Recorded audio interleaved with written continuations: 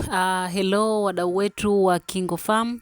Karibuni sana, tuendelee kujifunza vitu mbalimbali vinavyohusiana na ufugaji wa kuku. Sasa leo hii nimekuandalia mimea mitatu ambayo ina uwezo wa kutibu magonjwa yote ya kuku. Kila unaoona ugonjwa wa kuku, basi katika unapokuwa unatengeneza michanganyo yako ya asili, basi hii mimea mitatu lazima utakutana nayo.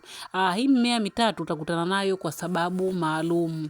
Kwanza kabisa nikutajie hiyo mimea ambayo ina uwezo wa kutibu magonjwa yote ya kuku. Kwenye kila mchanganyo lazima huu mmea uwepo kwa sababu maalumu. Kwanza kabisa kuna aloe vera. Unavotibu kuku kwenye mchanganyo wako, ukikuta kuna aloe vera, basi ujue ile aloe vera inaenda kufanya kazi kubwa sana kwenye kutibu kuku.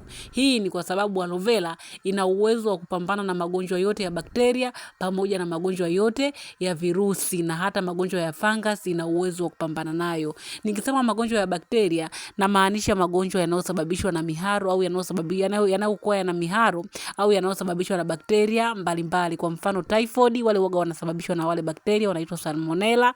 Pia kuna kipindupindu, kuna ule muharo mweupe, kuna ule muharo wa brown au coccidiosis, ule wa damu. Basi hayo magonjwa yote ni yale magonjwa ya bakteria. Haya magonjwa yote yanasababishwa na bakteria mbalimbali.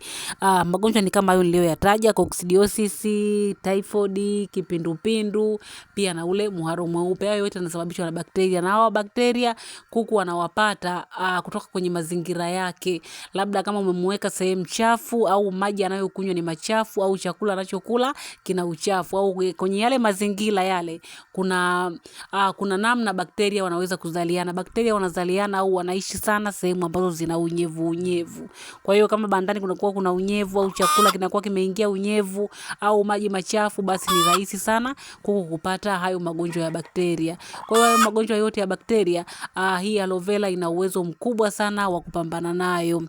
Pia kwenye haya magonjwa ya virusi, hii aloe vera ina uwezo mkubwa sana wa kupambana na magonjwa ya virusi. Magonjwa ya virusi ni kama vile gomboro, kuna kideri au mdondo, pia kuna ndui, na pia kuna mafua ambayo yanasababishwa na virusi. Mafua yapo ya aina mbili. Kuna mafua yanayosababishwa na bakteria na mafua ambayo yanasababishwa na virusi. Kwa hiyo pia kwenye upande wa haya magonjwa yanayosababishwa na virusi, hii aloe vera ina nguvu au ina uwezo mkubwa wa kupambana na virusi ambao huwa wanakuwa kwa kuku.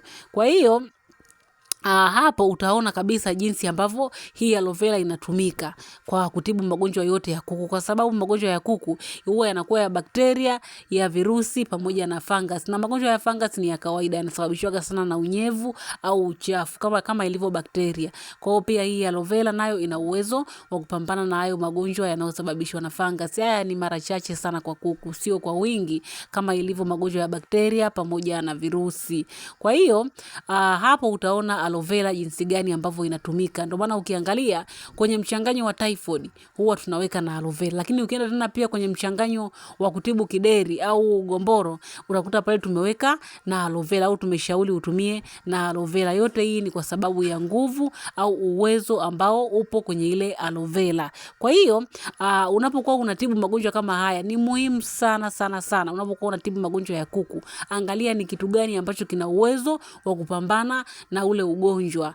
Tukija kwenye mmea wa tatu ambao una uwezo mzuri kabisa wa kutibu magonjwa yote ya kuku, ni majani ya mwarobaini. Mwarobaini nao uzungumzia ni mwarobaini ule wa asili au wa kisasa. Mwarobaini yote huwa inafanya vizuri kabisa kwenye magonjwa ya bakteria, virusi pamoja na fungus. Kama ukitaka kujaribu siku moja kutibia mwarobaini, kwa mfano labda kuku wako wana coccidiosis au ule muharo wa damu, kuku wanahara kile kinyesi cha damu kabisa, kwenye mchanganyo wako utakao utengeneza ule wa tiba za asili, wawekee na mwarobaini, halafu wape ndani ya muda wa siku 2, utakuta kuku wamepona kabisa ile coccidiosis. Lakini vile vile kama kuku wako wanakuwa wana kideri, ukatengeneza mchanganyo wako ukaweka na mwarobaini, ukawapa kuku ambao wana kideri, ambacho usipowapa dawa au ukao unatumia zile dawa dawa za dukani ambazo watakuwa wanakupa za kupunguza makali watakufa, basi ukitumia mwarobaini hapo ndani ya muda wa siku 2 kuku wanakuwa wamepona kabisa kideri. Kwa hiyo inaashiria kuwa ule mwarobaini una nguvu kubwa ya kupambana na magonjwa ya virusi pamoja na magonjwa ya bakteria. Na hii michanganyo ni muhimu sana ukaijua. Kwa mfano, kuna mchanganyo ambao unakuwa una mwarobaini, kitunguu saumu, tangawizi. Huu mchanganyo ambao una mwarobaini, kitunguu saumu, tangawizi na pilipili, ufanyaji kazi wake uko katika namna hii. Majani yale ya mwarobaini kazi yake ni kupambana labda na virusi au na bakteria.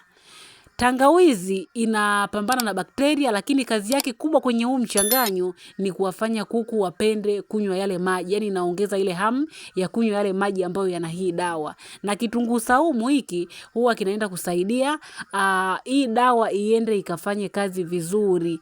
Chenye kazi yake ni kuchochea. Japokuwa kina uwezo pia kupambana na virusi na bakteria, lakini hakina uwezo huo mkubwa kama ambao upo kwenye majani ya mwarobaini. Ila wenyewe uwezo mkubwa upo kwenye kusaidia huu mwarobaini uweze kufanya kazi vizuri kabisa. Na hii michanganyo yote unaiona ukiwa na kile kitabu chetu cha tiba za asili za kuku au kile kitabu cha mwongozo maalum wa ufugaji kwa kutumia tiba za asili. Kwenye hivi vitabu viwili utakutana na michanganyo ya namna hii. Na kama hauna hiki kitabu wewe mfugaji, ili kupunguza gharama na ili uweze kufuga kuku wako vizuri, tunakushauri ununue kitabu cha tiba za asili, kwa sababu hiki kitabu kina mimea yote ambayo inapatikana maeneo yote kwa Tanzania, hata nje ya Tanzania. Mimea ile inapatikana karibia maeneo yote kwa sababu ni mimea ya kawaida. Na imeelekezwa mle namna ambavyo utachanganya mpaka unaenda kuwatibia kuku na kuku wako wanapona. Hiki kitabu kitakupunguzia gharama ya kununua madawa ya dukani, lakini kitakusaidia kutibia hata yale magonjwa ambayo hayana dawa za dukani. Kwa mfano, magonjwa haya ya virusi yenyewe hayanaga dawa za dukani, kama kideri, sijui gomboro, mafua yale makali yale ya virusi hayana dawa za dukani, au ndui haina dawa ya dukani. Hii yote, haya magonjwa yote ya virusi kwa kuku huwa yanatibiwa na dawa za asili tu. Hakuna dawa ya dukani ya kideri wala ya ndui wala ya gombolo, haipo kabisa. Ila ipo chanjo kuna chanjo ya kideri, kuna chanjo ya mahepe, kuna chanjo ya ndui. Haya magonjwa ya virusi kwa dukani yana chanjo ambayo unawapa kabla hawajaumwa, lakini wakishaumwa kwenye kipengele cha tiba hapa inabidi utengeneze za asili. Kwa hiyo ukiwa na hiki kitabu kitakusaidia sana pia hata kutengeneza kinga za magonjwa kama hayo na magonjwa yote ya kuku. Kitabu kimeelezea tiba na kinga za magonjwa mbalimbali, pia na vitamini za asili na booster za asili, namna ya kuzitengeneza. Hiki kitabu ni 10,000 tu. Ukilipia shilingi 10,000 unatumiwa papo hapo soft copy ya kitabu kwa njia ya WhatsApp. Lakini pia tuna vitabu vingine ambavyo vitakusaidia kutengeneza chakula na kuangalia miongozo mbalimbali ya ufugaji. Tuna kitabu cha safari ya ufugaji, hiki kimebeba mwongozo wa kumfuga layers pamoja na chotara. Tuna kitabu cha ufugaji bora wa kuku wa kienyeji, pia tuna kitabu cha ufugaji wa broiler. Hivyo ni vitabu ambavyo tuna vitabu ambavyo kama 5 ambavyo vinafanya vizuri sana kwenye kutengeneza chakula, kuangalia miongozo pamoja na kutengeneza tiba za asili ambazo zinafanya vizuri kabisa kwa kuku. Kila kitabu gharama yake ni shilingi 10,000 tu. Ukilipia unatumiwa papo hapo soft copy ya kitabu kwa njia ya WhatsApp. Vile vile tuna kundi la mafunzo ambalo ada yake ni shilingi 8,000. Kwenye hili kundi utajifunza namna ya kulea vifaranga. Pia kama una maswali, unahitaji ushauri, ukiwa umejiunga kwa hii ada ya shilingi 8,000 utaweza kufanya hayo yote. Kama utakuwa unahitaji hizi huduma unaweza kuchukua namba hapo kwenye video na ukatupigia au ukatutumia ujumbe ili tuweze kukuhudumia. Lakini tukimalizia na mmea wa 3 ambao unafanya vizuri kwenye kupambana na magonjwa yote ya kuku ni kitunguu maji. Kitunguu maji kina uwezo mkubwa sana wa kupambana na magonjwa ya virusi pamoja na bakteria. Na haya ni magonjwa ambayo yanasumbua sana kuku. Kitunguu maji kwenye kideri utakiona, lakini vile vile ukija kwenye magonjwa kama ya kipindupindu utakiona. Ukija kwenye mafua yale ya bakteria utakiona, pia kwenye mafua yale ya virusi utakiona. Ukitengeneza mchanganyo ambao una kitunguu maji, pia kuku wako wanapona haraka sana na wanapona vizuri kabisa. Wala huna haja ya kununua dawa za dukani kama utaweza kuitumia vizuri hii mimea 3 kwenye magonjwa yote ya kuku. Asanteni sana, tunawapenda. Tunawakaribisha mjiunge na huduma zetu kama kuku wako hawatagi, wamedumaa, una changamoto ya magonjwa, una changamoto ya uleaji wa vifaranga, basi unaweza kupata vitabu au ukajiunga na kundi au ukapata huduma zote ili uweze kusaidika katika changamoto yako. Asanteni sana.